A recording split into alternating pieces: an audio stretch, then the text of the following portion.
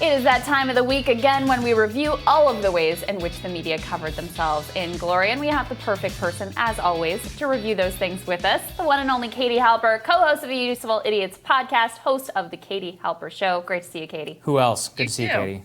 Thanks. Katie, this is a little bit of a different one. This one we're actually giving a little bit of praise here. Fox News handling this election fraud story, much better than MSNBC or CNN ever handled Russiagate. Just coming to mind is the way that Neil Cavuto cut away from that Trump or the Kayleigh McEnany press conference. Let's take a listen to that.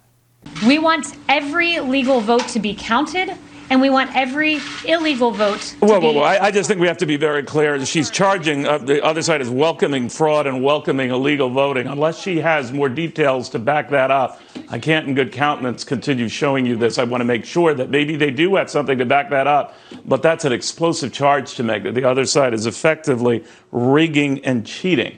If she does bring proof of that, of course, we'll take you back. So far, she has started saying right at the outset, welcoming fraud, welcoming illegal voting. Not so fast. So what did you make of that, Katie? I mean, I can't imagine Chris Hayes cutting away from a Hillary presser where she was talking about how Russian Facebook ads stole the election in 2016. Right. I mean, I assume, yes, we should give credit. The bar is pretty low in general in media, but I guess we should give them credit for not pushing a conspiracy theory. I wonder how defenders of like the Russiagate narrative would respond to that. I guess they would just say, well, our conspiracy is true while theirs isn't. Yes. But apparently, I think that like Neil Cavuto did cut off the mishegas, if you will, coming from the Trump woman, Kayleigh McEnany. But others apparently on Fox were not as bound by truth. So we should give him credit for that. I also want to give Fox a shout out for, I don't know if you guys saw this, but Sean Hannity referred to Cori Bush as a man with the he gender. And then Karl Rove comes in to save the day by correcting that and then adding that she's from Baltimore. So I like that. It was like, it was fair and balanced. Yeah, exactly. Right. Yeah. I think it's not all great over at Fox. Yeah. I mean, look, as you said, aptly, bar is very low and it's been a mixed bag. Some hosts, especially the opinion hosts, have been certainly more willing to engage or indulge the kind of conspiracy theories about the election being stolen. But not only Neil Cavuto, you also had Bret Baier and Martha MacCallum trying to be, pretty fact-based, repeatedly voicing the fact that there had been no proof, no evidence of any of the allegations that were being made. And of course, the big thing was Fox being the first network to call Arizona and sticking by it. And they had their data guy come out and really firmly defend his call. Now Arizona, of course, has been called by all the networks essentially for Joe Biden. It set up apparently huge backlash from Trump. He was extraordinarily angry that they were the first ones to do that. But I do think it's sort of ironic that here we are somewhat depending on Fox to kind of save us from the mess of this moment.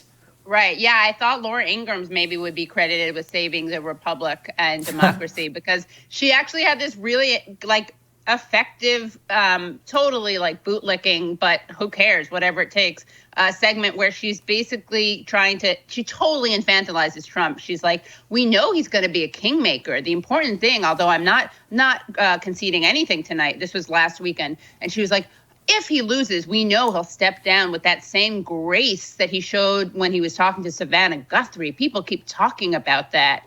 And then she's like, don't worry, patriots. It was all worth it. We changed the discourse on China and political correctness.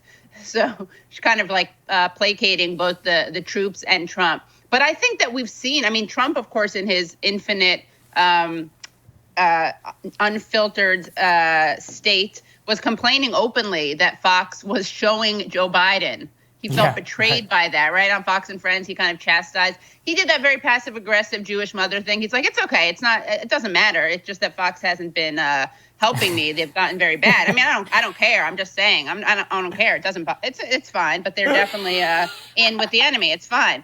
And then the Fox people are like, well, you don't understand because it's ridiculous, but we get accused of being one-sided, so we have to show the other side. Yeah. The other side being literal, just showing Joe Biden. Right. Or interviewing Pete Buttigieg. It's like, exactly. You probably should do that if you're a news network. Yeah, I mean, and I'm very triggered by that, of course, the Pete rat face. I say that with affection.